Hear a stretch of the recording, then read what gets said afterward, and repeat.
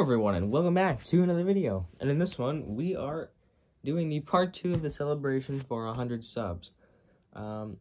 Like I said in the previous video, cannot thank you guys enough for helping me reach 100 subscribers. It really means the world to me.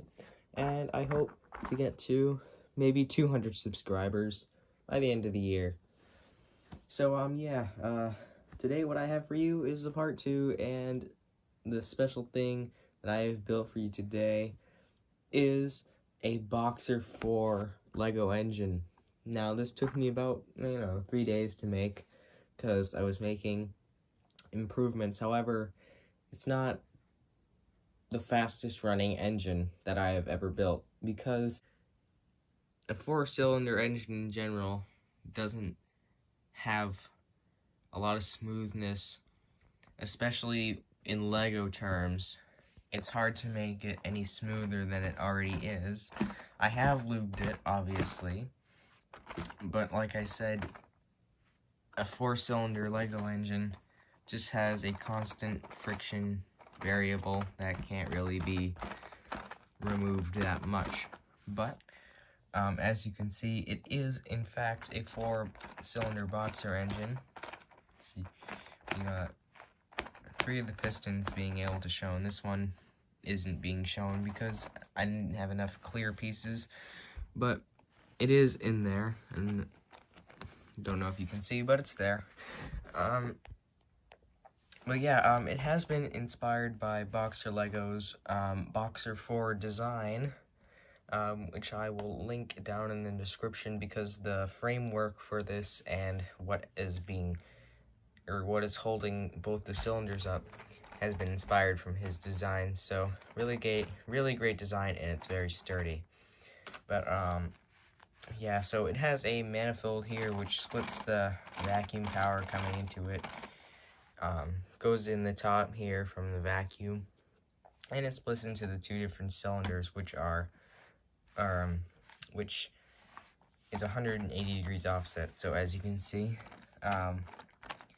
pistons move opposite each other, so there is always a constant output power, and this makes a lot of torque despite not having a lot of RPM, which I will show in a bit. But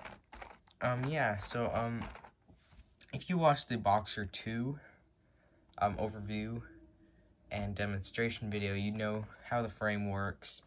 It's the same idea, goes up and around and surrounds the cylinder.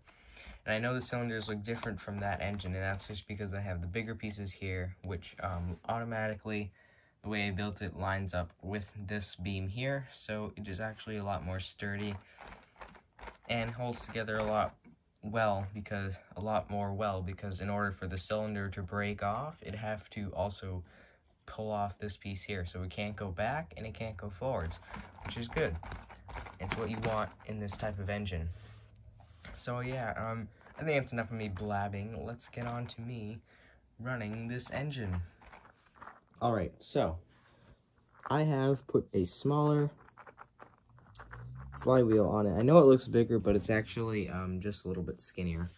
It is lighter compared to the other one that I had on for decoration, but I also have a support for it down here, so that I can easily run this without any issues with the flywheel coming off, even though I have a axle locker in this. So let's run the engine.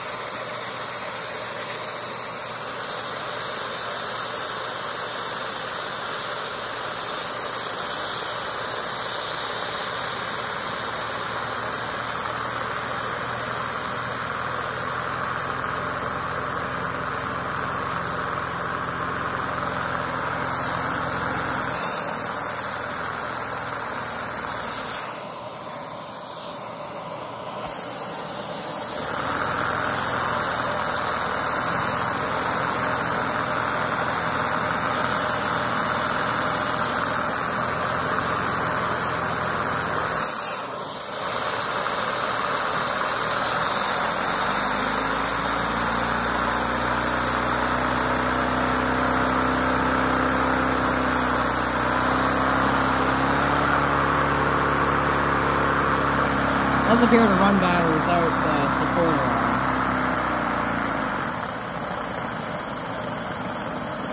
As you can see, a lot of torque. I am pushing down super hard right now.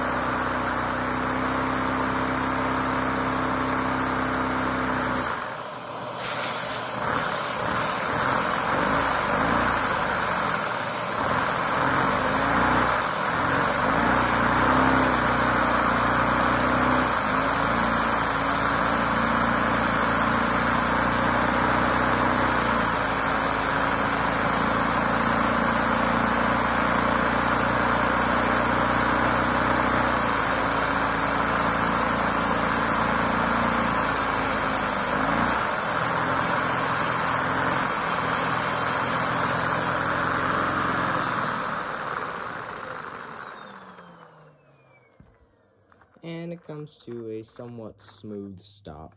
Now, I was actually not expecting it to run better without this support here on. I don't know why that is, but so that's basically the engine running, and so that's gonna do it for this one today. I hope you did enjoy the part 2 of the 100 sub special. I am looking forward to doing something once again special for maybe 200 subscribers, I'm not sure. But all I know is that we're a 10th of the way to 1,000, and that's gonna be an exciting time indeed. So yeah, I hope you did all enjoy this video. I hope to see you all again soon, and I'll see you all in the next video.